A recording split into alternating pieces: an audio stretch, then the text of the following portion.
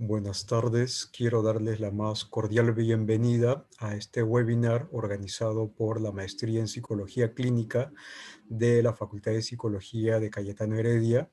Soy el doctor Giancarlo Ojeda y el día de hoy vamos a llevar a cabo el webinar titulado Empatía, mitos y realidad, un enfoque desde la neurociencia, que estará a cargo de la profesora docente de la maestría, Catherine Romero. Vamos a esperar unos minutos mientras terminan de conectarse las personas que se han inscrito al webinar y estamos empezando en breves minutos.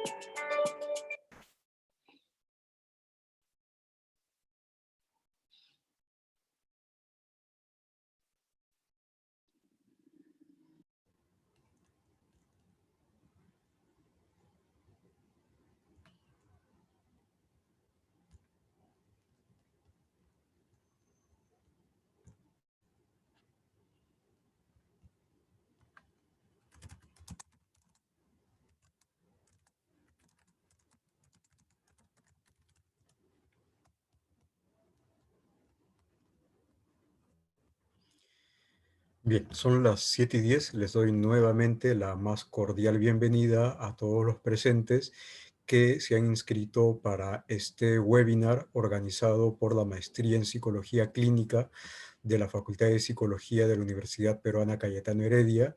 El webinar se titula Empatía, mitos y realidad, un enfoque desde las neurociencias, que estará a cargo de la profesora Catherine Romero, quien es docente de la Maestría en Psicología Clínica.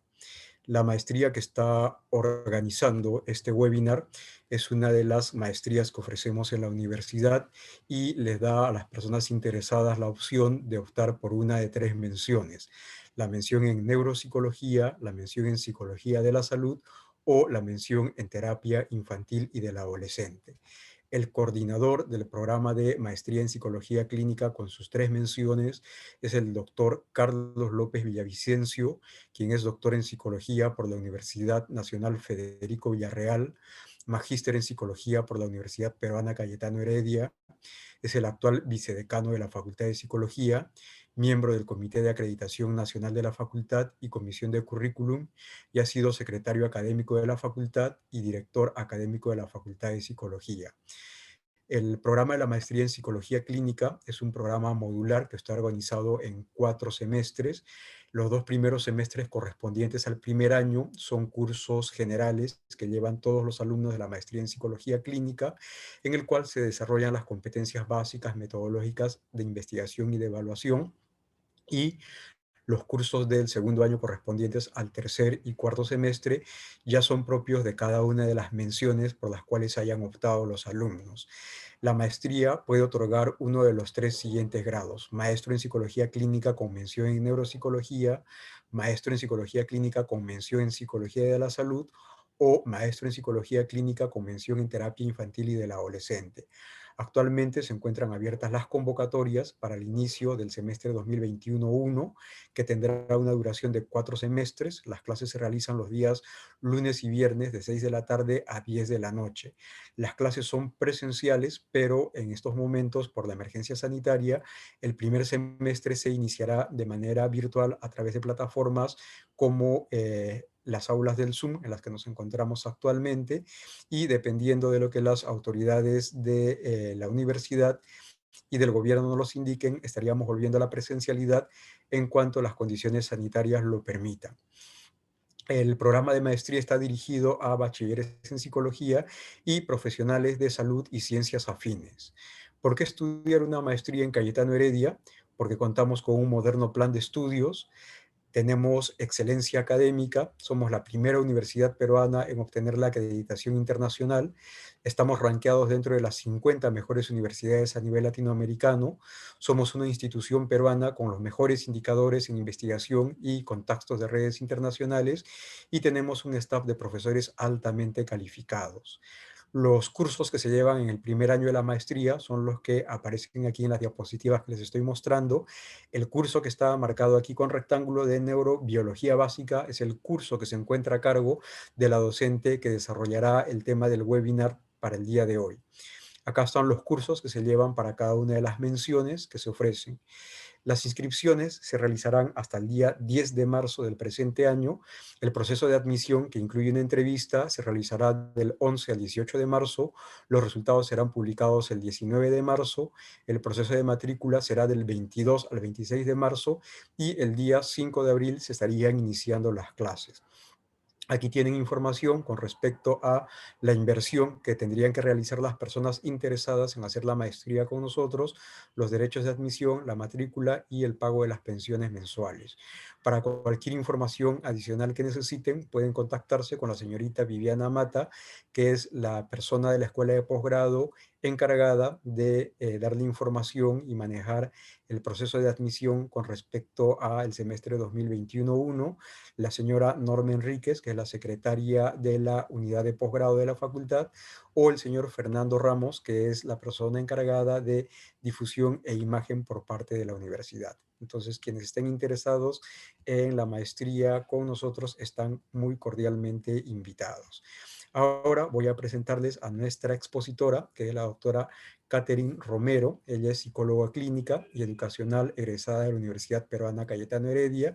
Tiene una maestría en neurociencias y educación, es especialista en terapia cognitivo-conductual, especialista en neuropedagogía, presidenta fundadora de la Asociación Bienestar, dedicada a la difusión y formación en educación y aprendizaje socioemocional, docente de la Facultad de Psicología de la Universidad de Piura, ponente en temas de neurociencia y educación socioemocional, psicóloga capacitada y certificada en mindfulness por Revap Internacional, docente invitada a diversas universidades de Lima y provincias, como la Universidad San Ignacio de Loyola, Universidad de Piura, Universidad Nacional Mayor de San Marcos, Universidad Católica de Los Ángeles de Chimbote, Universidad Continental de Huancayo, Universidad Católica Santo Toribio de Mogrovejo, de Chiclayo, entre otras. Es psicóloga voluntaria y consultora del staff de la Asociación Warmikusi y de la Asociación Hataripuri, especialista en el manejo de niños y adolescentes con déficit de atención con y sin hiperactividad, y tiene una amplia experiencia profesional. Entonces, sin más, los dejo con la profesora Catherine Romero para que pueda empezar con el webinar que nos ha preparado para el día de hoy.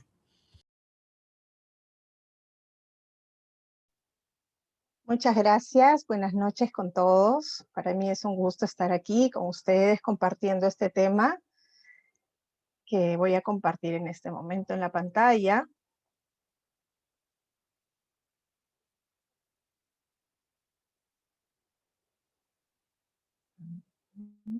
Listo. Como el título dice, empatía, mitos y realidad, una mirada desde las neurociencias. Vamos a hacer un recorrido en este tiempo que tenemos juntos respecto a diversos enfoques y también diversas maneras cómo se ha ido abordando a la empatía a lo largo del tiempo, ¿no? Vamos a ir viendo que esto ha ido cambiando y que actualmente lo que tal vez conocemos como empatía ya queda corto a lo que actualmente tanto las neurociencias como la psicología y otras ciencias también actualmente ya se conoce y se maneja como un concepto multidimensional. Antes de empezar propiamente con el punto de la empatía, quería que tengamos en cuenta algunos puntos previos que nos van a ayudar a entender desde el enfoque de la neurociencia cómo es que este proceso de ir investigando la actividad del cerebro, la relación entre la actividad del cerebro y también la actividad del propio cuerpo, nos han ido ayudando a esclarecer y a constatar muchas de las cosas que ya sabíamos en la psicología, también en la filosofía, en la antropología y en otras ciencias, pero que en este momento me gustaría que pongamos atención de manera que a lo largo de este tiempo que vamos a tener de esta sesión, podamos siempre considerar estos puntos. Por ejemplo, el primer punto que les coloco aquí es la interrelación entre la genética y el ambiente, ¿no? Esto ya es algo que debe estar dentro de nuestro abordaje y de nuestra perspectiva para hacer cualquier análisis en cualquier campo en el que estemos nosotros como ya seamos psicólogos, médicos, en cualquier campo profesional. Y les digo por qué, porque si desde siempre ya hemos conocido que la genética es un componente que tiene un peso importante en el proceso de desarrollo humano y en las características que tenemos cada uno, también ahora sabemos, y ya desde un tiempo atrás, pero actualmente ya se trabaja mucho esta interrelación.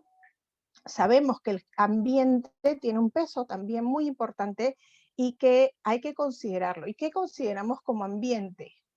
Llamamos ambiente a todas aquellas experiencias, situaciones que vivimos desde el momento que hemos sido concebidos, desde el momento que nos hemos estado desarrollando en el vientre de nuestra madre, hasta las que vivimos en nuestra vida actual, en nuestro día a día, ¿no? Inclusive, no sé si alguno de ustedes habrá escuchado ya esta nueva rama o esta, dentro de la genética, también este abordaje que es la epigenética, ¿no? Que es la influencia del ambiente de tal manera que puede generar inclusive modificaciones en la expresión de nuestros genes.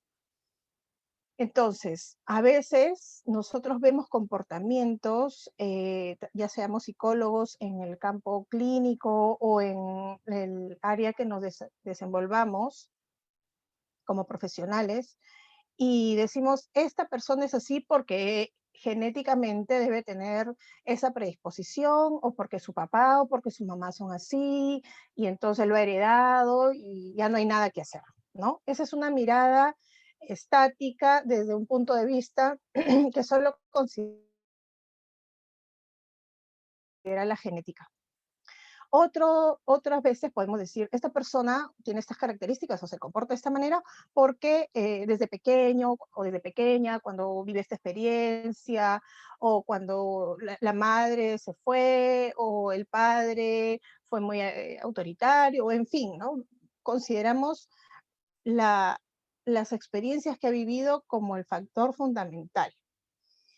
Y en realidad yo lo que quiero es que durante este tiempo que tenemos juntos tengamos en cuenta esto, que todo lo que hasta ahora lo que sabemos es que todo se va construyendo, incluso desde el campo del neurodesarrollo, o sea, desde la mirada del neurodesarrollo, todo se va construyendo en una interrelación entre lo que traemos en nuestros genes, lo que hemos heredado y las experiencias que vamos viviendo. ¿Ok? Entonces, cuando hablemos de empatía, decimos, esta persona es muy empática, o esta persona es poco empática, ¿por qué será así? ¿No? O yo conozco a una persona que cuando ve a alguien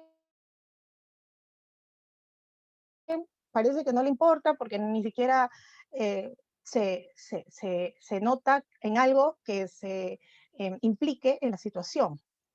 O el otro extremo, también hay personas que son extremadamente sensibles y se le dice que son muy empáticas porque apenas ven a alguien llorar y están llorando, porque ven una novela y ya están sufriendo con el protagonista, ¿no? Y entonces consideramos que esa sensibilidad que llamamos comúnmente empatía es porque, ya sea porque le he heredado o por las experiencias que he vivido. Pero, como les repito, yo quisiera que en el proceso que vamos conversando vayamos tomando en cuenta que siempre hay una interrelación entre estos dos grandes factores. A veces pesa más uno, a veces pesa más otro, pero siempre están integrados en nuestro devenir, en el desarrollo de nuestra personalidad, en la manera como vamos constituyéndonos como seres humanos, que además vamos cambiando constantemente, a pesar que haya muchos hábitos, costumbres y formas de actuar que son pareciera rígidos en cada uno de nosotros, pero que existe la posibilidad de irlos moldeando. Y esto me lleva al segundo punto, que es el de la neuroplasticidad. No sé si algunos de ustedes o muchos de ustedes habrán escuchado sobre neuroplasticidad. Es un término que ya tiene un tiempo, ya tiene unos años, pero antes, por ejemplo, cuando yo estudiaba en la universidad, como ha dicho el profesor Giancarlo, yo he estudiado en la Universidad Cayetano Heredia, siempre he tenido un contenido bastante ligado a la ciencia, pero en el momento que yo estudiaba, lo que se sabía era que nosotros nacíamos, los seres humanos nacíamos con una cantidad de neuronas y que a lo largo de nuestra vida esas neuronas iban muriendo, ¿no? Y si pues, sufríamos un accidente o si sufríamos un accidente porque nos golpeábamos o un accidente por enfermedad, de una enfermedad cerebral, por ejemplo, esa cantidad de neuronas iba muriendo. Y si consumíamos drogas, si hacíamos algo, como les digo, que dañara directamente ese sistema nervioso, esas neuronas morían y íbamos perdiendo facultades, ¿no? Y ya no había nada más que hacer. Y las redes cerebrales que se iban formando eran redes cerebrales que ya se determinaban en un momento de nuestra vida y ya eso quedaba así hasta el final de nuestros días. Pues a partir de las múltiples investigaciones que se hacen en neurociencia,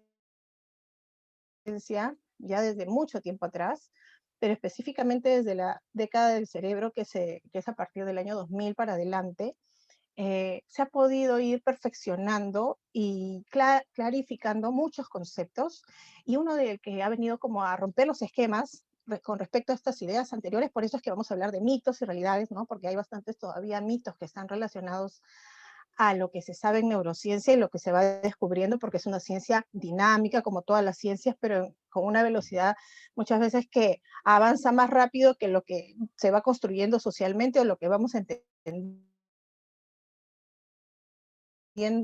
digamos, de manera grupal como sociedad, ¿no? Pero la neuroplasticidad es un mecanismo cerebral que permite que las redes cerebrales, que esta comunicación que se establece entre las neuronas de una manera constante, pueda mm, realizarse de tal forma que puedan unirse estas redes, o sea, formarse estas redes, pero a la vez irse moldeando de acuerdo a la experiencia, irse modificando inclusive de acuerdo a las exigencias del entorno, a las situaciones que se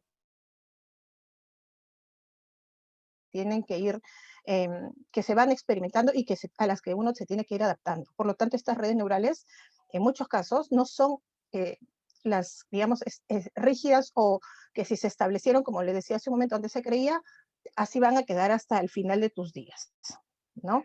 Se pueden ir moldeando. Y es más, se moldean de acuerdo a la experiencia. Eso hace que nos podamos adaptar a las circunstancias, nos podamos adaptar a las exigencias del entorno, ¿no? Más menos, porque todo también tiene que ver con esta relación anteriormente mencionada de genética y ambiente. Pero ya saben ustedes que es factible. Entonces, esta posibilidad de mejora, esta posibilidad de ajuste personal está siempre presente. Y esto en el campo de la psicología, para quienes nos dedicamos a esto, es una ventana de oportunidad muy importante porque nos hace saber desde las neurociencias que no es así como antes se creía que una conducta pues estaba determinada, estática y ya no podías hacer nada más para modificarla. Se puede hacer, pero ¿qué requiere? Requiere oportunidad para darse, requiere voluntad de la persona, porque todo cambio, todo ajuste tiene que ser de acuerdo a lo que uno desea hacer, ¿no? Y requiere práctica y repetición para poder justamente generar que esta nueva red neuronal se afiance, se fortalezca y pueda modificar alguna otra red que ya estaba establecida anteriormente. Eso que tiene que ver con la empatía, tiene mucho que ver con la empatía y ahora vamos a entenderlo con más detalle más adelante. Unido a esto está este tercer punto, que desde el periodo prenatal hasta el final de la vida, ¿no? Es decir, cuando uno deja de aprender. La neuroplasticidad tiene que ver mucho con el aprendizaje, o sea, es el sustento neurobiológico del aprendizaje, porque aprender significa poder adquirir una conducta y poderla llevar a la práctica, ¿no? Evidenciarla en nuestra acción. ¿Y cuándo se puede, hasta cuándo se puede aprender? Es decir, ¿hasta qué edad tenemos neuroplasticidad? Entonces, miren lo que dice el tercer punto, desde el periodo prenatal hasta el final de la vida. Todos los circuitos, ¿no? Y todas las experiencias, perdón, se moldean estos circuitos cerebrales. Definitivamente hay circuitos cerebrales que son por las necesidades propias del organismo, están ya determinados y no son factibles de modificarse, pero hay otros circuitos que sí pueden modificarse y es más, como les repito, se modifican de acuerdo a las exigencias, a las necesidades, a las nuevas oportunidades.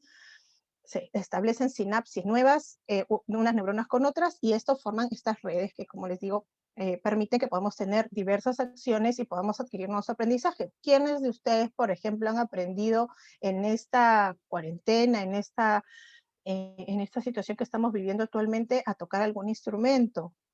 ¿O ha aprendido un nuevo idioma? ¿O está aprendiendo un nuevo idioma? Por supuesto que no es tan fácil como cuando teníamos 5 o 4 años, porque la velocidad en el nivel de que se pueden establecer estas redes no es la misma, pero existe la posibilidad, está ahí el potencial.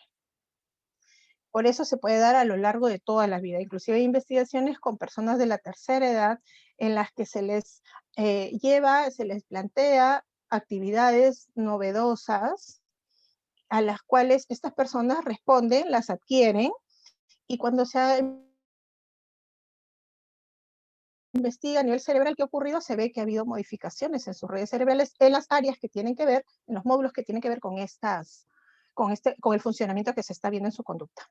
¿Ok? Entonces eso se puede dar durante toda la vida.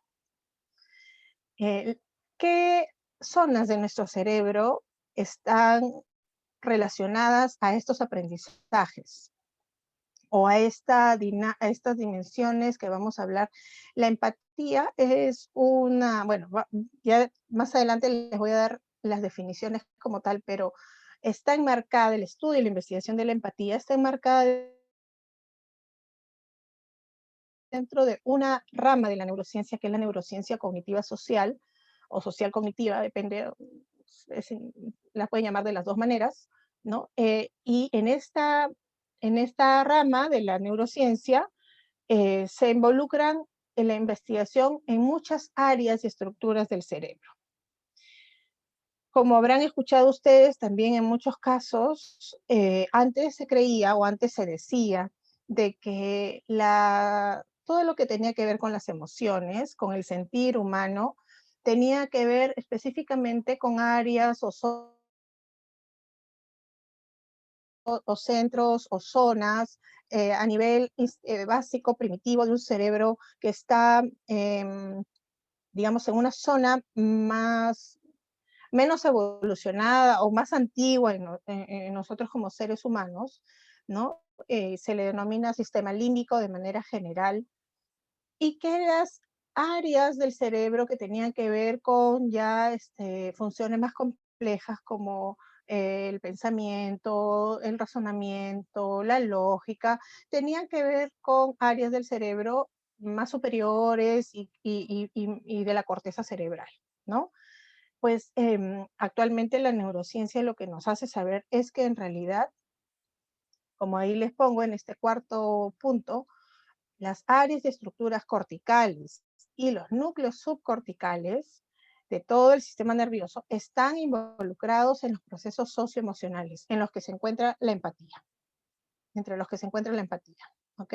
Pero no es ya factible actualmente, de acuerdo a lo que se sabe, hablar de esta diferencia entre el cerebro que piensa y el cerebro que siente, o el cerebro que hace tal función, y el cerebro, o de la parte emocional, y el cerebro cognitivo, o el área cognitiva, o los centros cognitivos, porque cada vez a través de las neuroimágenes y a través de la evolución, como en todas las ciencias, se va conociendo que en realidad el trabajo del cerebro es un trabajo integrado y que además no queda solo en el cerebro, está muy relacionado con lo que sucede en el cuerpo. Y que del cuerpo también hay mucha información hacia el cerebro, ¿no? Y que dentro del propio cerebro estas distintas zonas trabajan de manera coordinada y que de acuerdo nuevamente les repito, a las necesidades y a las experiencias que va viviendo el organismo y en este caso el ser humano, se van activando, que van funcionando, algunas más, otras menos, de acuerdo a lo que tiene que vivir, a lo que tiene que enfrentar. Pero tanto en las zonas subcorticales como en las corticales, o sea, tanto de la corteza cerebral, y ahora más adelante vamos a ver un esquema de eso, como en las zonas que tienen que ver con el cerebro límbico o con el sistema límbico. Perdón, dije cerebro límbico, no es correcto, sistema límbico. Y finalmente, entonces esto nos lleva a un quinto punto que ya es como que cierra todo este primer punto, estas primeras ideas, que es que entonces los procesos emocionales y sociales se entrelazan y trabajan en conjunto con los cognitivos, y los cognitivos con los emocionales y los sociales. Cada vez hay más evidencia y cada vez las posturas más incluso ortodoxas o resistentes en la neurociencia van aceptando que no podemos, solamente por un factor metodológico se pueden separar, pero en el día a día, en la vida real y en los estudios y en las investigaciones se va demostrando que estas tres dimensiones van de la mano, van a la par y que se influyen mutuamente. ¿Por qué les hablo de este punto también al final? este punto final para la empatía, porque vamos a ver que justamente tiene mucho que ver todo esto que les he planteado. Entonces, teniendo en consideración esto, yo quisiera preguntarles que si pueden escribir al chat, ¿qué creen que es empatía? ¿O qué saben ustedes que es empatía? Algunas personas que puedan comentar, yo lo voy a poder leer en el chat. ¿Qué han escuchado o qué saben sobre qué es la empatía?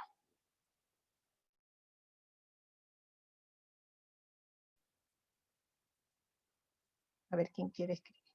Ajá, dice ponerse en los zapatos del otro. Ajá, por eso ahí les he puesto esa figurita, ¿no? Que está ahí con muchos zapatos y uno tiene que cambiarse de zapatos para ponerse en el lugar, en los zapatos. Ponerse en el lugar del otro, ¿ya? Ponerse en el zapato de los demás, ponerse en el lugar de la otra persona, capacidad para interrelacionarse con otros, entender las emociones de los demás, ponerse en el lugar del otro y entender lo que le pasa, comprender lo que la otra persona experimenta, tiene que ver con la teoría de la mente, ajá, muy bien. Para reconocer las conexiones que tienes, ser perceptivo con los demás, sentir lo que el otro siente. Ok, entonces veo y leo, ya no voy a poder seguir leyendo todo porque les agradezco y sigan escribiendo, no hay ningún problema, yo igual al final lo puedo leer, pero en este momento por razones de tiempo ya no me puedo detener a seguir leyendo, pero fíjense que en sus respuestas hay como dos, podríamos decir, ¿no? Como también dos grandes ámbitos. Uno son sentir lo que el otro siente, ¿no? O sentir las emociones del otro, o sentir lo que la otra persona está experimentando. O sea, tiene que ver con el sentir, que sería como una mirada más del componente emocional. Y otros dicen comprender lo que la persona está sintiendo, darse cuenta de lo que la otra está sintiendo, pensar sobre lo que la otra está sintiendo. Alguien por ahí mencionó la teoría de la mente, que tiene que ver con ser capaz de darte cuenta que tú tienes una mente, que el otro también tiene otra mente, que tú piensas de una manera y el otro también, el otro piensa de otra manera. Entonces, ahí esa sería más del tipo, ese tipo de respuestas están más orientadas al componente cognitivo, ¿no? Pensar, darse cuenta, entender. Entonces, y por eso yo les pongo aquí estos tres gráficos, ¿no? Estos tres dibujos. Ponerse en los zapatos del otro es como, y varios de ustedes lo han puesto, como la definición socialmente más extendida, ¿no? Tú dices, ponte en los zapatos del otro. ¿Acaso a ti te gustaría que te pase eso? ¿No? Eso es lo que normalmente nos decimos los unos a los otros. Sé empático, ¿no? Cuando decimos empático, pues, a ver si te pasara a ti, ¿por qué no tú no te pones en los zapatos? O le decimos a veces a la persona con la que estamos conversando, ponte en mi lugar. A ver, ¿por qué no te pones en mi lugar y te das cuenta cómo, qué es lo que me está pasando? ¿Qué es lo que me está pasando que puede implicar qué es lo que estoy sintiendo, puede implicar qué es lo que estoy pensando, ¿no? ¿Por qué estoy haciendo esto? ¿Qué crees que me está sucediendo? ¿No? Entonces, también tiene que ver con esta figurita de aquí del hombre mirándose en un espejo, porque también mucho tiene que ver con eso, en reflejarse, ¿no? En poder mirar al otro como si fuera un espejo y entonces tú mismo mirarte en esa persona y darte cuenta que tú y esa persona, esa otra persona son iguales.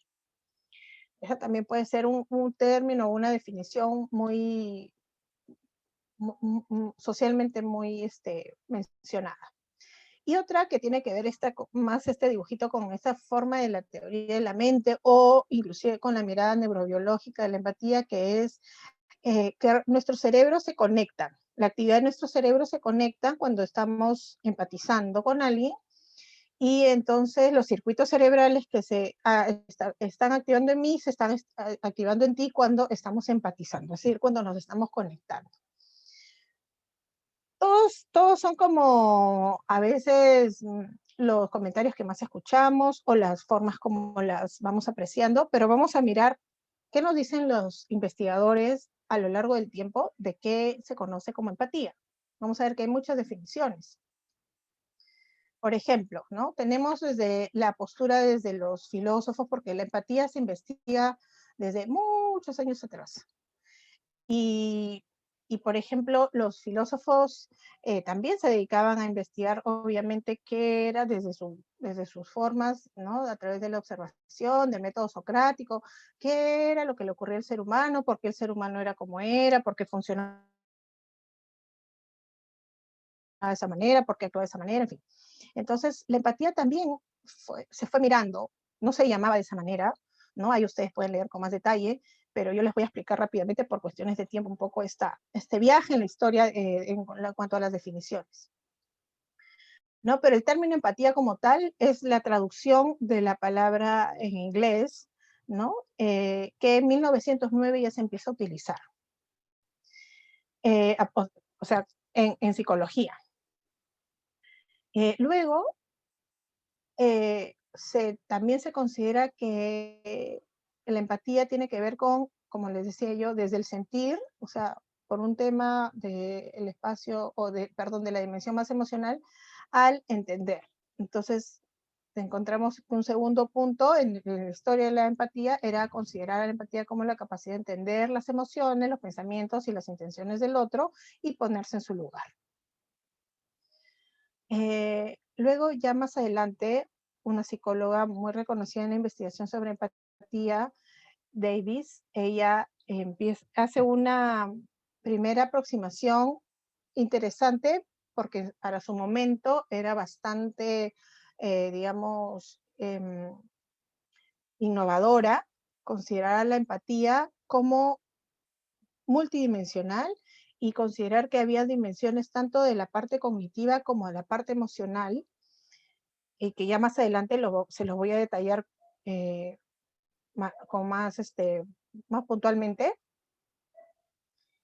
pero quedó ahí como una teoría más de la empatía. Y luego ya otros investigadores psicólogos también, como por ejemplo Batson, ingresa a algo que ya empieza a llamar la atención en el mundo de la investigación de la empatía, porque él ya no solamente habla que tiene que ver con un componente emocional, un componente cognitivo, o si hay más cognitivo o más emocional, si tiene que ver con entender algo o sentirlo, sino que él ya empieza a decir, si hay una diferencia entre estas formas de mirar a la empatía, entonces esta diferencia no solamente está en el concepto, en el componente que además se visualiza en la conducta, sino que además de eso empieza a ser una diferenciación.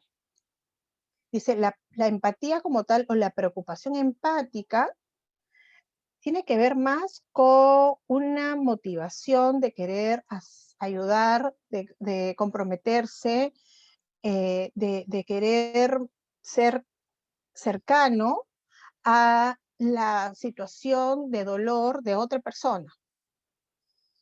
Mientras que el estrés empático, y fíjense, acuérdense esto porque lo vamos a ver más adelante también, mientras que el estrés empático también tiene que ver con ser capaz de sentir lo que el otro siente, pero el dolor o el sufrimiento o la situación difícil que vive esa otra persona no me hace sentir sentimientos de querer ayudar, de solidaridad, de altruismo, sino me hace sentir, ¿qué dice ahí? Una experiencia de, de alejamiento, una consternación, me genera un malestar que lo que busca, lo que hace es que yo me aleje de la experiencia que está viviendo esa otra persona por autoprotección. ¿Sí me entienden? O sea, por un lado está esta empatía que me activa, el querer ayudar al otro, el querer acercarme al otro, el querer brindarle un apoyo. Y por otro lado, esta misma empatía puede generar en mí una respuesta de consternación, de incomodidad, que me hace que más bien busque alejarme de esa situación. Y ojo que estamos hablando que en este caso las valencias de ambos casos pueden ser para lo agradable o lo desagradable, o sea, puede ser para situaciones donde la emoción que estás percibiendo puede ser tristeza, puede ser alegría, puede ser cólera, puede ser dolor, puede ser en cualquier categoría emocional. ¿Ok? Pero, ¿qué ocurre aquí? Es lo que empieza a plantear Batson con Eisenger, que es otra psicóloga también muy reconocida en este campo, y que luego, cuando ya entra a tallar la neurociencia, como yo les digo, ya de manera más fuerte, eh, también en la investigación de estos procesos, se puede ver que, primero, que la empatía no solamente es un proceso psicológico, mental, eh, digamos que queda en solamente un pensar, ¿no? En una idea de algo, sino que además se empieza a visualizar en los experimentos que cuando dos personas, ¿no? Vamos a hablar así de manera reducida, pero en realidad esto se puede extrapolar a masas, ¿no? Pero cuando dos personas están conectándose y están compartiendo una situación, una experiencia, ya sea que seas observador o ya sea que seas protagonista, ambas personas empiezan a modificar sus respuestas fisiológicas y su actividad cerebral propia de lo que estás observando o viviendo. Es decir, lo que yo estoy sintiendo en mi propio cerebro, lo que está sucediendo en mi cerebro y en mi cuerpo, cuando vivo una experiencia de una determinada emoción, que me genera una determinada emoción, y yo se lo estoy contando a alguien o alguien lo está observando al yo estárselo manifestando o al estarme observando, esa persona que está externa a mí, pero lo está observando o lo está escuchando, también empieza a activar la misma respuesta fisiológica y la misma actividad cerebral en su propio cuerpo. ¿Sí? Entonces ahí empezamos a hablar de que ambas personas empiezan a resonar, tanto a nivel de su sistema nervioso como de las respuestas miren, les digo, o sea, en los latidos cardíacos, en la actividad de la frecuencia respiratoria, en la presión arterial. O sea, es impresionante, pero hay muchas investigaciones que muestran cómo esto se va dando. Yo no les puedo contar todas las investigaciones que hay, pero sí les estoy colocando ahí los distintos apellidos de los investigadores, por si a ustedes les interesa saber más, pueden buscar y van a acceder a todos ellos. Luego también, como les decía, el estudio de la empatía no es un estudio solamente que le interese a determinadas ciencias, sino se expande a muchas ciencias. Y, por ejemplo, Franz de Waal es un primatólogo que está muy interesado en estudiar la empatía, pero ya en otras especies animales, o sea, en mamíferos, pero sobre todo en primates. Y él tiene una definición que dice que es la capacidad para sentirse afectado por el estado emocional del otro, y eso lo llega a visualizar inclusive en otras especies, como les digo, en mamíferos como los primates, pero también en mamíferos inferiores como las ratas, ¿no? O sea, no es una capacidad exclusiva, ¿no?, del humano, pero los niveles de complejidad son distintos, ¿ok? Hasta ahora lo que se va viendo. Pero no solamente es sentirse afectado, que tiene que ver con el componente emocional, sino también evaluar, fíjense, evaluar y es el componente cognitivo, las razones del estado del otro e identificarse adoptando su perspectiva. Avanzando en las investigaciones, también otros científicos, como la doctora Tania Singer, que es una reconocida psicóloga alemana y que tiene mucha investigación en empatía. Para quienes les interese, yo se la recomiendo para que la lean. Busquen sus videos en YouTube, tiene una forma de explicar muy sencilla de procesos que pueden, o de investigaciones que pueden ser muy complejas y a veces confusos, pero ella lo hace de una manera que realmente uno le permite poderlo entender. Y miren lo que ella nos dice, ¿no? Ella nos habla de que la empatía ya no solamente es una habilidad de esto, no solo una capacidad de esto, sino ella nos dice, ya es un concepto que implica una complejidad y además multiniveles, múltiples niveles, porque tiene que ver con procesos de compartir afectos estados mentales e iniciar y controlar acciones. Y para eso vamos a ver más adelante que todo esto tiene referentes y soportes neurobiológicos. Compartir afectos, o sea, yo siento lo que tú sientes, estados mentales, o sea, yo pienso lo que tú piensas, o sé lo que tú piensas, o interpreto lo que tú piensas, o infiero lo que tú piensas, por lo cual estás sintiendo esto, o lo que podrías estar pensando por sentir esto, y controlar acciones, o sea, que tiene que ver también con mi actuar, o sea, ¿a qué llevo todo esto sentir o todo este entender, hacia dónde lo dirijo? ¿Me lanzo inmediatamente a hacer algo por ti sin evaluar la situación? ¿O analizo cómo ayudarte de una mejor manera? ¿O me alejo de esta situación que estoy observando que estás viviendo porque me perturba? Hay toda una complejidad ahí, ¿no? Y esta investigadora, con muchos otros investigadores, han investigado o sea, de varias maneras. Ahora les voy a enseñar una de sus investigaciones, pero básicamente las investigaciones iniciales tuvieron mucho que ver con visualizar qué ocurría en emociones como en el asco o en experiencias como las del dolor. ¿Okay?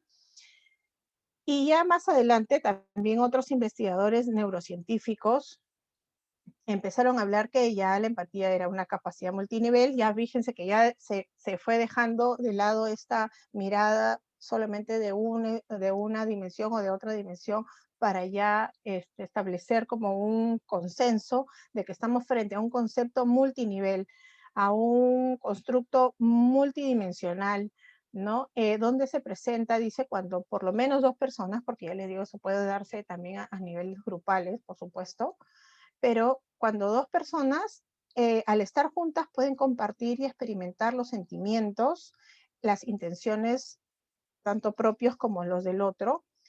Pero miren aquí este punto importante que también lo menciona Tania Singer.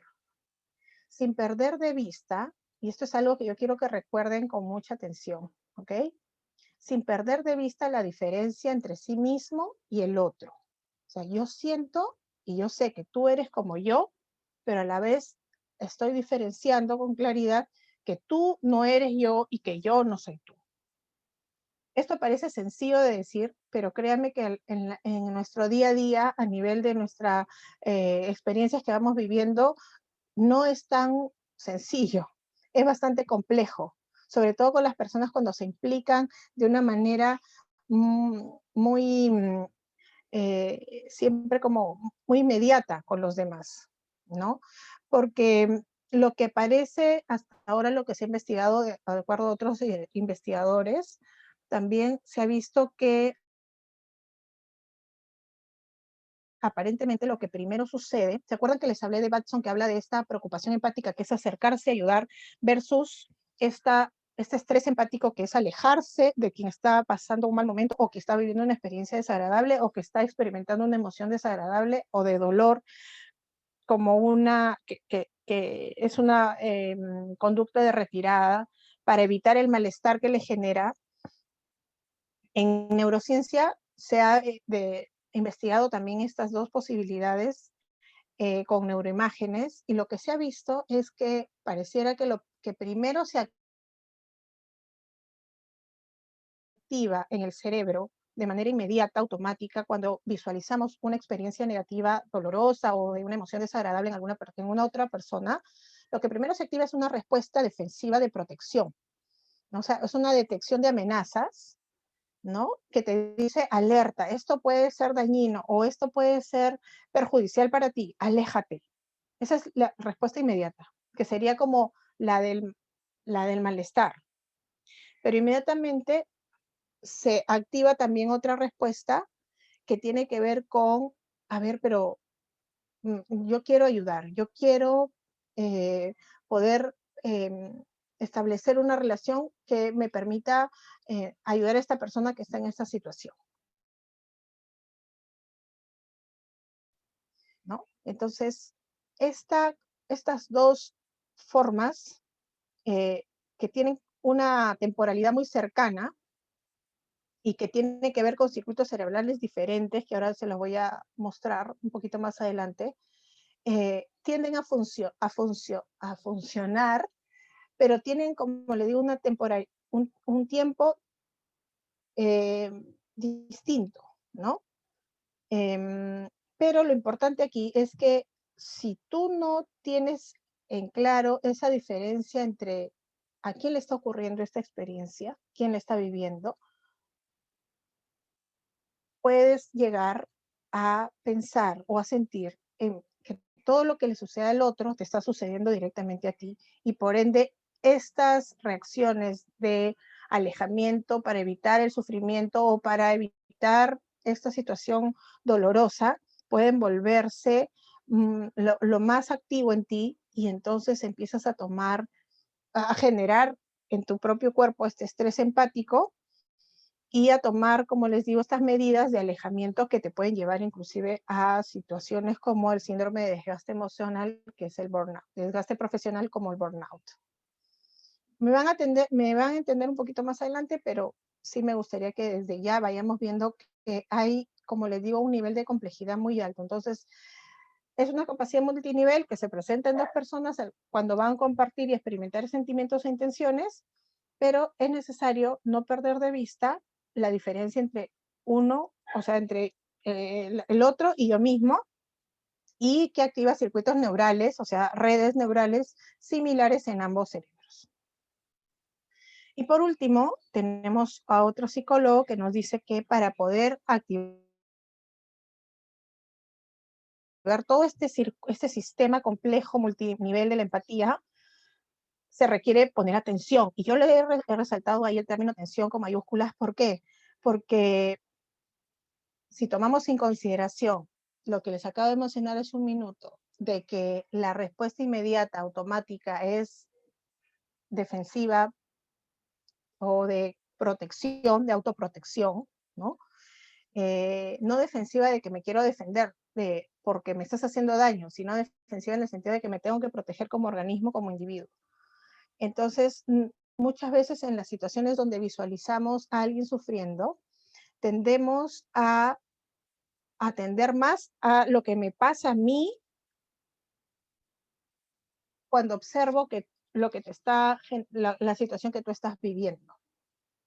O sea, a ver, les pongo un ejemplo, ¿no? Yo observo una situación difícil en otra persona, o la otra persona me cuenta una situación difícil, inmediatamente por resonancia yo empiezo a sentir en mi propio cuerpo o experimentar y en mi actividad cerebral también lo que la otra persona me está diciendo, y la respuesta inmediata puede ser, ay, qué duro, qué difícil.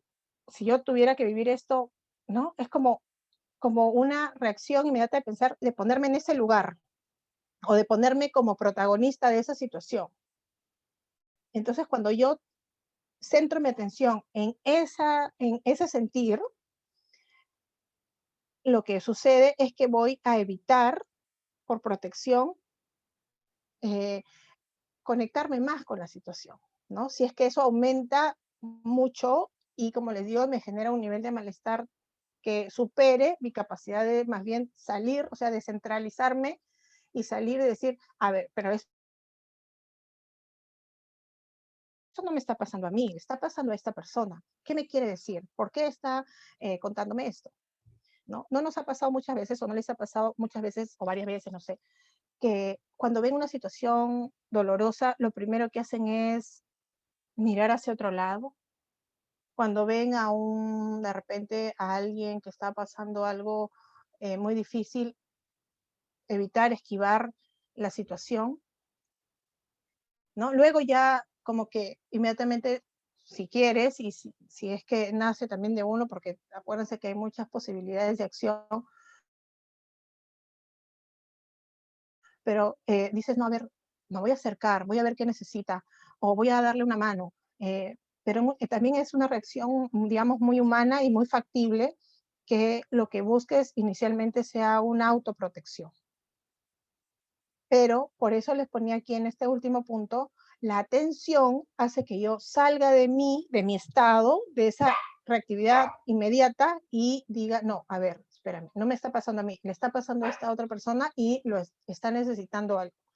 Y vienen los siguientes pasos, que sería el reconocimiento y la respuesta, ¿no? Entonces lo que tendremos que tener en cuenta es que en una situación social, sobre todo si es dolorosa o difícil, centrarse únicamente en lo que uno mismo siente puede inhibir los sentimientos orientados hacia el otro. ¿Sí? Por eso que tenemos que tener en consideración a qué estoy atendiendo a mí o estoy atendiendo a la otra persona. ¿No les ha pasado a veces? Bueno, como psicólogos siempre estamos, por ejemplo, los psicólogos es uno de los profesionales que mayor nivel de estrés empático y de burnout y de altruismo patológico y de muchas otras situaciones complejas que se viven por estar justamente en contacto constante con las problemáticas de otras personas, desarrollan, ¿no? Y este atender tiene que ver con mirarme a mí mismo, pero también saber que no me está pasando a mí, si no le está pasando a una otra persona, para poder ayudar, pero también a la medida que yo voy dándome cuenta de que esto me está pasando, voy entrenando a mi propio cerebro, a mi propia mente para ser más hábil al darse cuenta de qué decisión voy a tomar frente a esta situación. Qué estoy sintiendo en mí mismo, en mí misma, para poder salir de esta reacción inmediata y poder hacer algo por el otro, ¿no? Para que se dé estos siguientes dos puntos que son el reconocimiento, ok, me pasa a mí, le pasa a la otra persona, y responder, ¿no? Y es otro también es muy importante, que esto se modela por las experiencias, por las situaciones que vivimos y por el aprendizaje, ¿no? Experiencias que tienen que ver desde nuestra crianza, los modelos que hemos visto, ¿no? Las experiencias sociales en nuestro entorno cultural.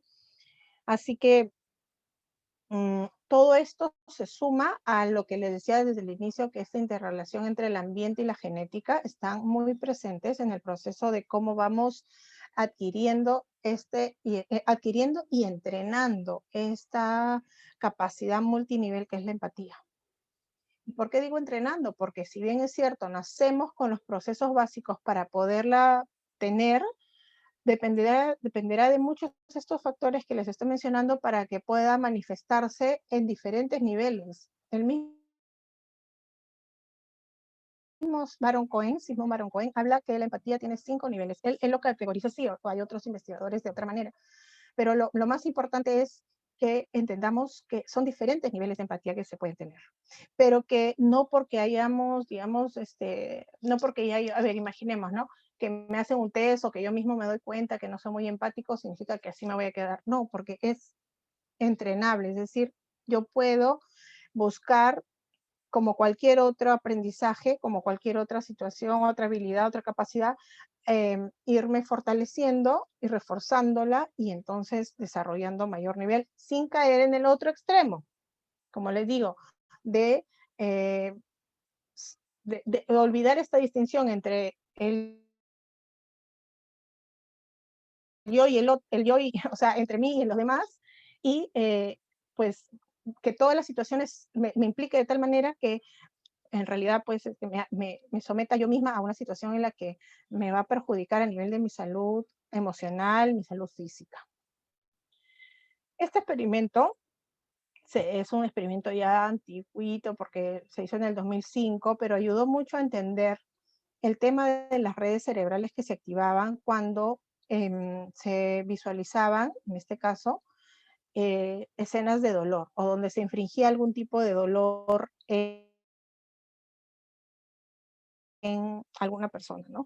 Entonces, se hacía que los voluntarios observen estas imágenes en distintas partes del cuerpo, en situaciones donde sufrían alguna lesión o en otras situaciones neutrales donde no sufrían ninguna lesión, mientras que estaban de alguna manera se les estaba leyendo la actividad cerebral, ya sea por resonancia magnética funcional o ya sea hay diferentes electro, por electro, ay, se me fue a través de la electrobiografía o por resonancia magnética o por cualquiera de los apoyos que se dan a través de las neuroimágenes. Y en este caso, lo que se podía observar era que cuando los voluntarios observaban situaciones de dolor, se activaban unas áreas en su cerebro diferentes a las que se observaban, a las que se activaban cuando veían situaciones donde no había dolor, ¿no? Y otro punto interesante de estas investigaciones es que, ahora les voy a explicar cuáles eran estas áreas, pero antes de eso quisiera decirles que otro punto interesante que se vio es que eran distintas las áreas que se activaban más cuando, o más o menos, dependiendo, cuando se les decía, se les daba la siguiente consigna. Imagínate que tú estás viviendo la experiencia. Imagínate que a ti te está pasando. ¿Ok? Y la otra consigna era, imagínate que le pasa a otra persona, no a ti. O sea, una consigna era, imagina que te pasa a ti, y la otra consigna era, imagina que le pasa a otro. Y lo que se observaba también era cambios en la actividad cerebral,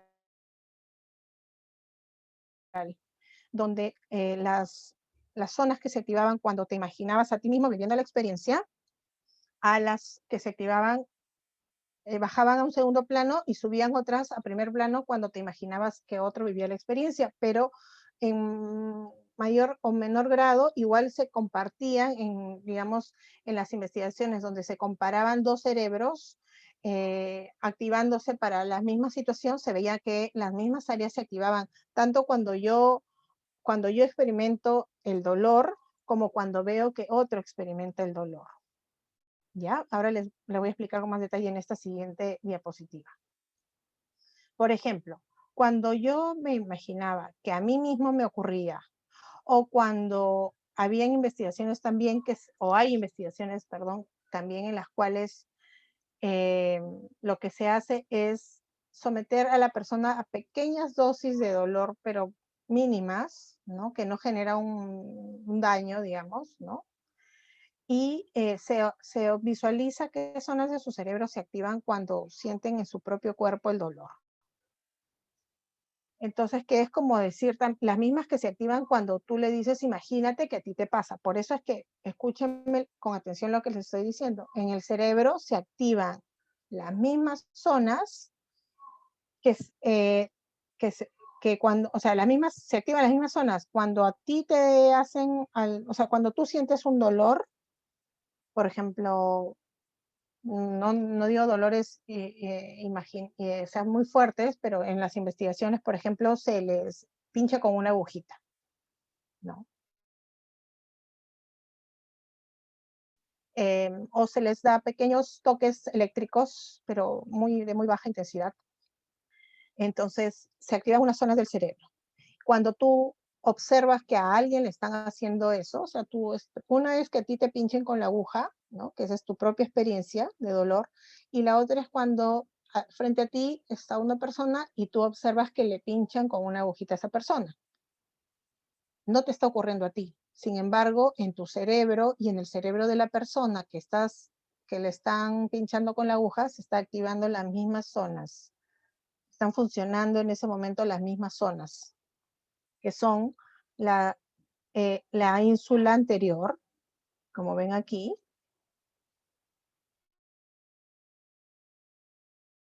y también otra zona muy importante que se activa cuando sientes tu propio dolor o cuando ves a alguien sintiendo dolor, que es la corteza cingulada anterior.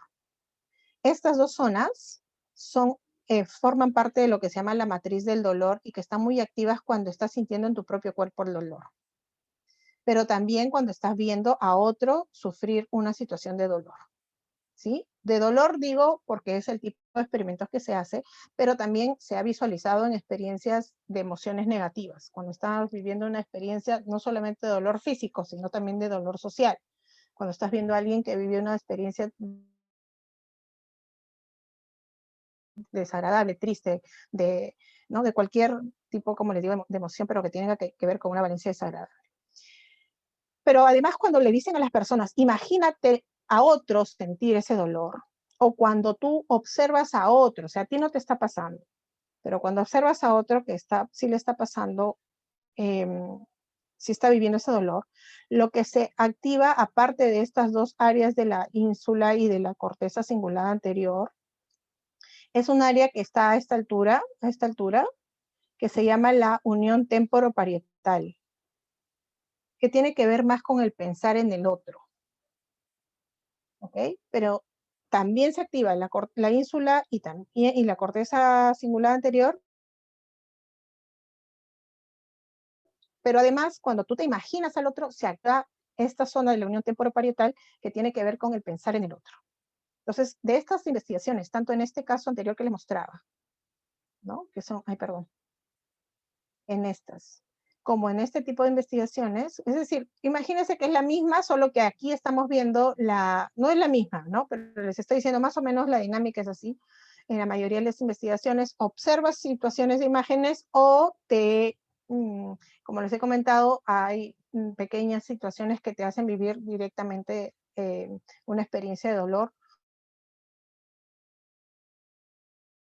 Hoy también hay investigaciones, por ejemplo, en el cual se sientan a esposos, y digo esposos porque ahorita les voy a explicar cuál es la razón de ser de estas investigaciones, y se le aplica a la pareja una pequeña descarga eléctrica y la otra persona no está ni siquiera mirando a esa persona, o a la esposa o al esposo, sino está escuchando, nada más, ¿no? O sea, se los ubica de tal manera que no se ven, pero sí se escuchan. Entonces, se observa que cuando la persona que está recibiendo la pequeña descarga, a veces se le dice que haga como que está siendo muy dolorosa la experiencia, entonces la persona puede, no sé, ¿no? Hacer un sonido de dolor o quejarse, y mientras tanto se está leyendo la actividad cerebral de la persona que está fuera de la, escuchando, y se ve que también se activan las mismas zonas.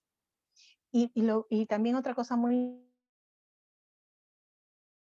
interesante que me gustaría compartir con ustedes es que algo que se ha correlacionado es que la actividad, o sea, la intensidad de la actividad de estas zonas, de la corteza cingulada y de la ínsula, se correlaciona con la cercanía, digamos, social que tiene estas personas que participan en el experimento. O sea, cuanto más cercano seas tú a la persona que está viviendo la experiencia difícil o dolorosa, mayor actividad cerebral, o sea, mayor resonancia a nivel de actividad neuronal hay.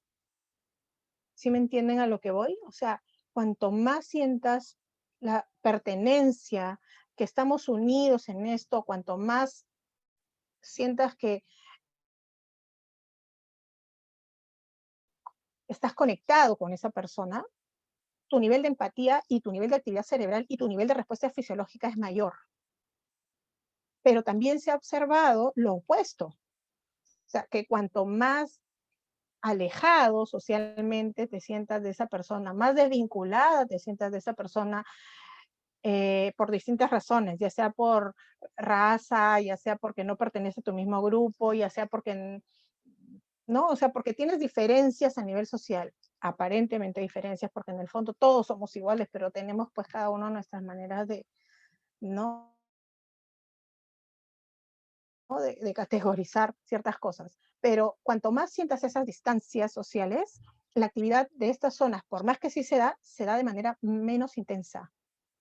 Y eso en psicología me parece me parece muy importante, porque, por ejemplo, en el caso, me voy a salir un ratito nada más, así 5 segundos del tema, pero está relacionado, ¿ok? Cuando se ven experiencias de acoso escolar, de bullying, lo que se ha observado es que esta zona de la corteza cingulada que tiene que ver con la matriz de dolor también se activa. Por eso les decía que no solamente es para el dolor físico, sino también para el dolor social. O sea, cuando yo me siento excluido o excluida de un grupo, o sea, cuando yo siento que no pertenezco a un grupo, estas zonas de dolor también se activan. ¿Me entienden? Entonces, aquí yo creo que es muy importante reconocer y revisar en nuestro trabajo del día a día como profesionales y como humanos, sobre todo, qué estamos haciendo para sentirnos parte de y qué estamos haciendo para que los demás se sientan parte de. Y estamos hablando desde situaciones micro como nuestra familia o nuestro mundo en la casa, en la pareja, en la familia, hasta situaciones macro como nuestro entorno social, nuestra cultura, nuestro país, todo en general, ¿no? Entonces, la empatía tiene esa, digamos, esa característica de su investigación de ser tan compleja, pero a la vez tan enriquecedora en nuestra experiencia como humanos, porque es una capacidad que compartimos todos los mamíferos, pero que en los seres humanos se complejiza. Y entonces, ya para terminar con este punto de las bases neurobiológicas, vemos que hay áreas del cerebro, o sea, hay diversas áreas del cerebro y estructuras del cerebro que trabajan en conjunto para poder, de manera integrada, eh, dar, digamos, la posibilidad de sentir y de conectarme con el otro, ¿no? Y no solamente conectarme porque me pongo en tu lugar de manera teórica o porque me pongo en tus zapatos de manera, digamos, en acciones, sino porque realmente estoy sintiendo en mi propio cuerpo y en mi propio cerebro lo que tú estás viviendo. Pero acuérdense de esto, tiene mucho que ver también con las experiencias que viva. Y que estas capacidades o esta capacidad de la empatía es multinivel. Entonces hay más componentes que son del área emocional, que tiene que ver con sentir lo que tú estás sintiendo, que están acá, por ejemplo, en rojo, la ínsula y la corteza cingulada, pero también tiene que ver con áreas que tienen que ver con darme cuenta o entender por qué estás sintiendo de esa manera, que tiene que ver más ya con zonas corticales como la corteza prefrontal, como la unión temporoparietal que les decía hace un momento, ¿no? Que tiene que ver más con mentalizar, que era lo que mencionaba hace un momento también uno de ustedes sobre la teoría de la mente. Entonces, hay un componente emocional y hay un componente cognitivo. ¿Qué debe trabajar, qué debe funcionar para que se dé una adecuada respuesta empática? Ambos. Tiene que haber un trabajo integrado, equilibrado de ambos, porque si solamente nos centramos en el componente emocional, si solamente yo he activado o entreno mi capacidad de sentir lo que tú sientes, sin darme cuenta que lo que tú sientes es diferente a lo que yo siento, o que tú eres una persona y yo soy otra persona, o que distingo cognitivamente que tú y yo somos distintos, entonces lo que sucede es que me voy a desgastar emocionalmente, porque voy a sentir lo mismo que tú sientes, voy a estar, ¿no?, percibiendo ese dolor, y no tiene que ver con percibir el dolor literalmente, sino, como les digo, a nivel de nuestras redes cerebrales y de nuestra actividad fisiológica. Pero si yo solamente ejercito la dimensión cognitiva y solamente me doy cuenta, solamente entiendo lo que está pasando, me percato de tu dolor, ¿no?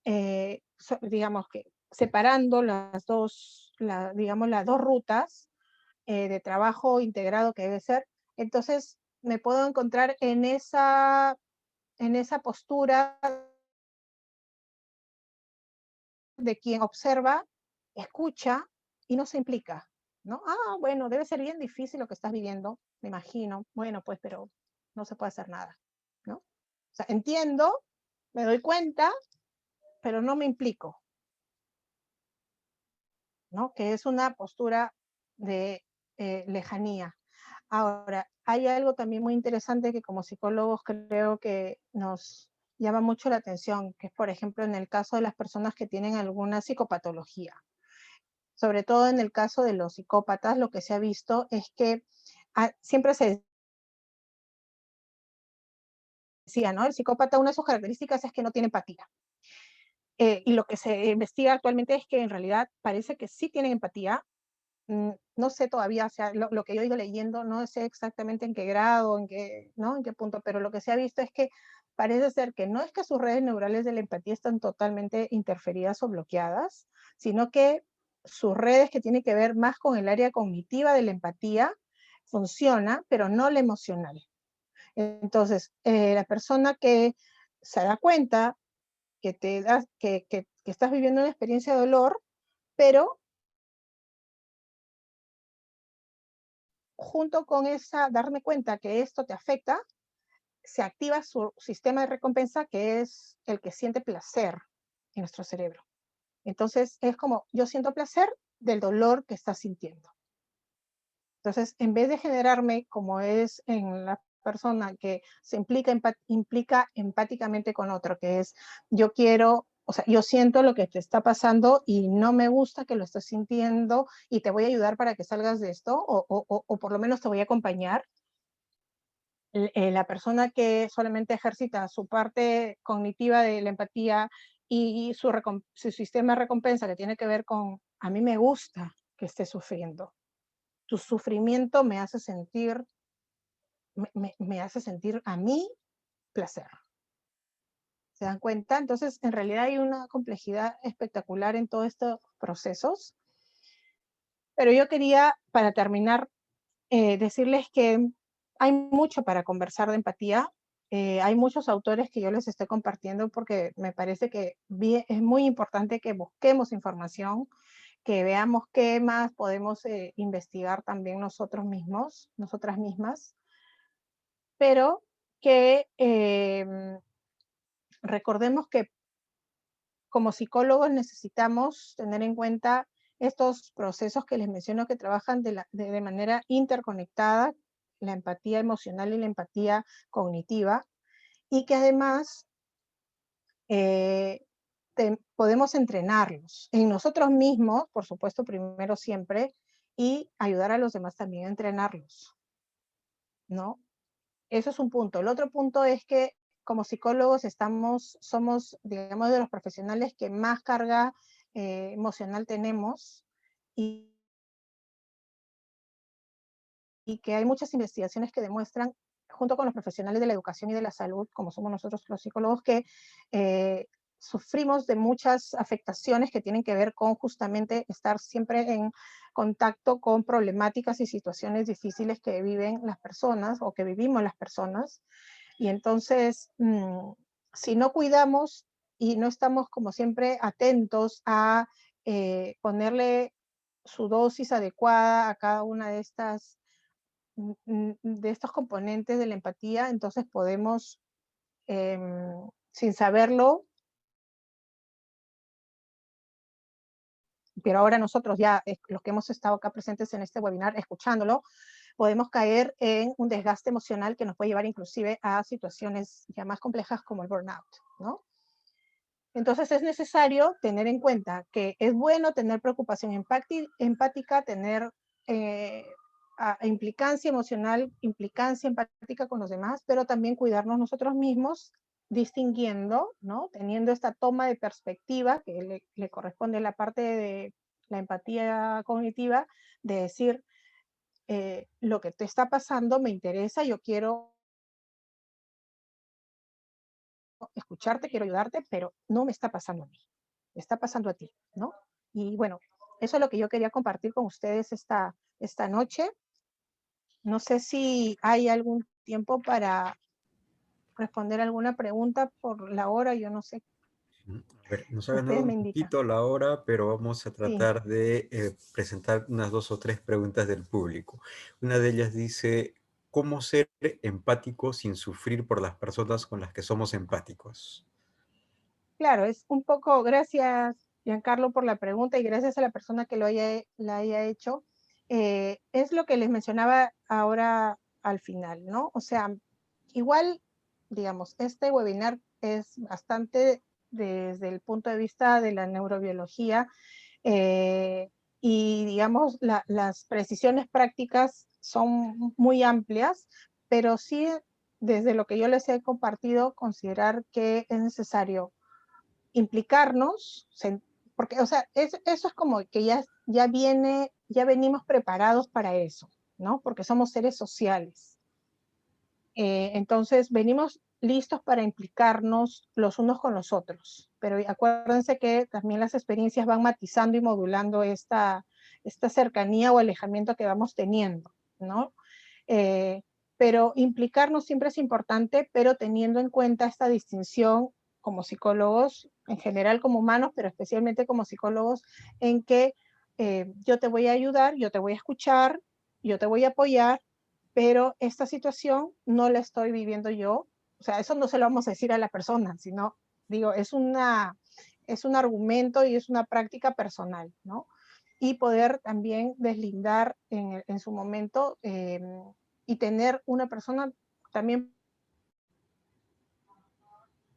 ¿por qué no?, con quién conversar sobre las cosas que de repente nos pueden estar afectando más en el proceso profesional que vamos desarrollando, para poder también tener fuentes de escape. Les digo así algo chiquito que yo he estado leyendo en estos 2 últimos días. Hay muchos entrenamientos y hay uno que tiene que ver con el entrenamiento de la, eh, a ver, ¿cómo le llaman?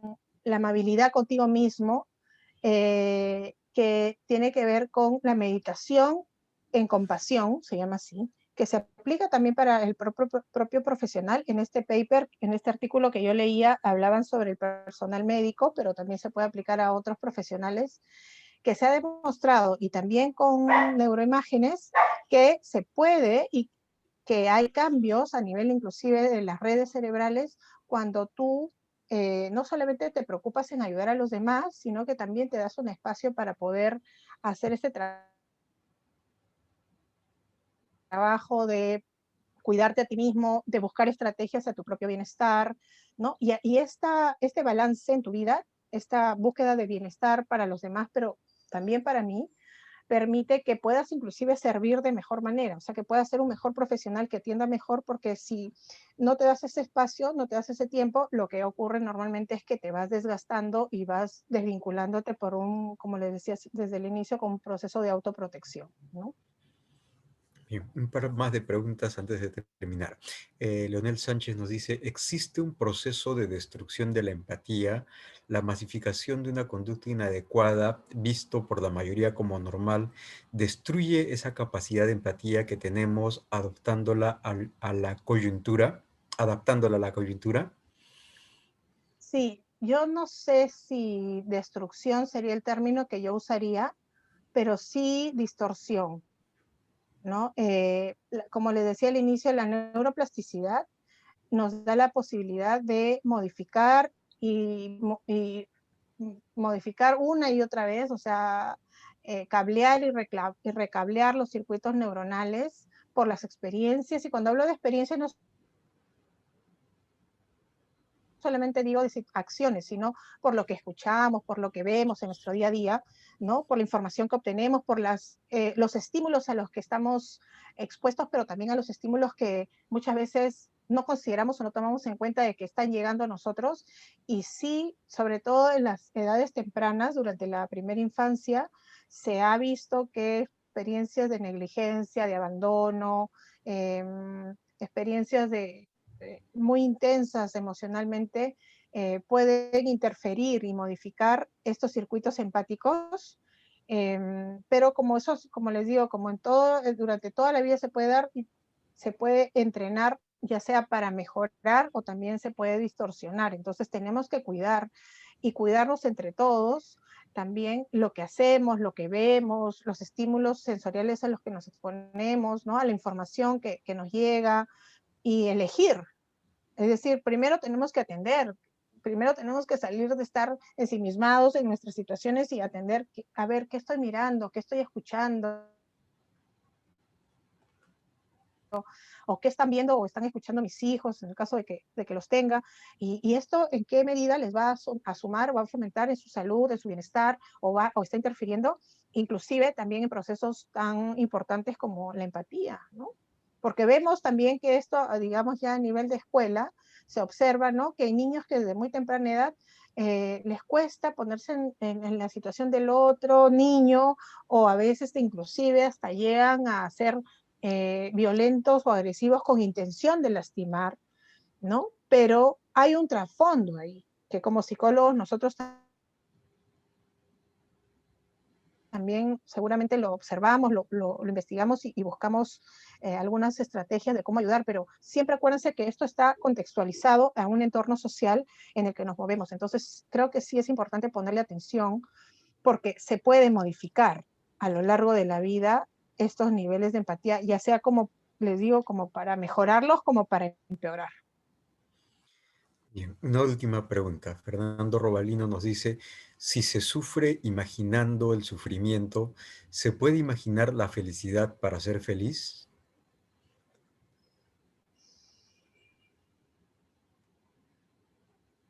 Interesante pregunta, pero yo no sé si se sufre imaginando el sufrimiento, sino, o sea, yo creo que, de acuerdo a lo que yo he leído e investigado, estas capacidades que tenemos para sentir en el propio cuerpo tienen que tener una connotación que sí, bien, como dice la pregunta, puede ser desde un factor de imaginación, pero no tiene la misma intensidad en la actividad neuronal que cuando estamos implicados propiamente en una manera real en la situación. O sea, sí hay una situación ficticia que puede activar porque se ha investigado la empatía cuando uno lee, en la empatía cuando uno observa, como les mostraba en esta primera investigación de las imágenes, ¿no? Y entonces uno piensa, imagínate si te está pasando esto, entonces se percibe uno en el cuerpo, pero siempre la experiencia vivencial es mucho más fuerte. Pero sí se ha investigado, no sé si la felicidad, porque la felicidad realmente, primero que no es una emoción como tal, es un estado, pero la alegría, que sí se la considera una emoción dentro de las neurociencias y que se ha investigado, sí se ha visualizado que por eso tenemos como psicólogos también estas técnicas de relajación con imaginación, ¿no? Y puedes inducir estados de calma y de alegría en el propio cuerpo, ¿no? Que generan respuestas de aumento inclusive de neurotransmisores y de hormonas que tienen que ver con estados agradables, sensaciones agradables que están relacionadas a emociones como la alegría y que están también relacionadas a estados como la felicidad, ¿no? Entonces, sí, para cualquier valencia se puede siempre, digamos, trabajar y yo creo que está relacionada a la pregunta anterior, siempre elegir, ¿no? ¿Qué es lo que quieres? Eso no quita que vamos a salirnos de la realidad o vamos bueno, ya todo está pasando terrible, entonces yo no me importa, yo me voy a imaginar que todo es feliz y todos somos felices, entonces, porque tampoco la idea no es salirnos de la situación real, sino es ayudarnos. El bienestar no significa imaginar, bienestar significa tomar responsabilidad sobre lo que haces, lo que dices, lo que piensas, lo que sientes en cualquier situación que estés viviendo, ¿no? Entonces, tiene que ver con uno mismo y tiene que ver con los demás. Bien, muchas gracias. Siendo un poco más de las 8:30, nos quedaríamos acá por el día de hoy. Quiero pedirles un fuerte aplauso para la profesora Catherine Romero. No sé si tienen el icono de aplauso, sino un aplauso real y no necesariamente virtual. Y agradecerle a la profesora Romero por la interesante información que nos ha brindado. Como les había dicho, ella es docente nuestra en la maestría en el curso de Neurobiología Básica. Los que se animen a hacer la maestría con nosotros seguramente que van a poder disfrutar de muchas conversaciones amplias sobre estos temas interesantes que la profesora Romero muy bien maneja. Muchas gracias, profesora, por la interesante información y ojalá podamos tenerla pronto nuevamente en alguna de estas actividades de compartir académico. Un aplauso para todos. Hasta una próxima Muchas oportunidad. gracias. Igualmente, muchas gracias a todos. Buenas noches. Hasta una próxima. Buenas noches.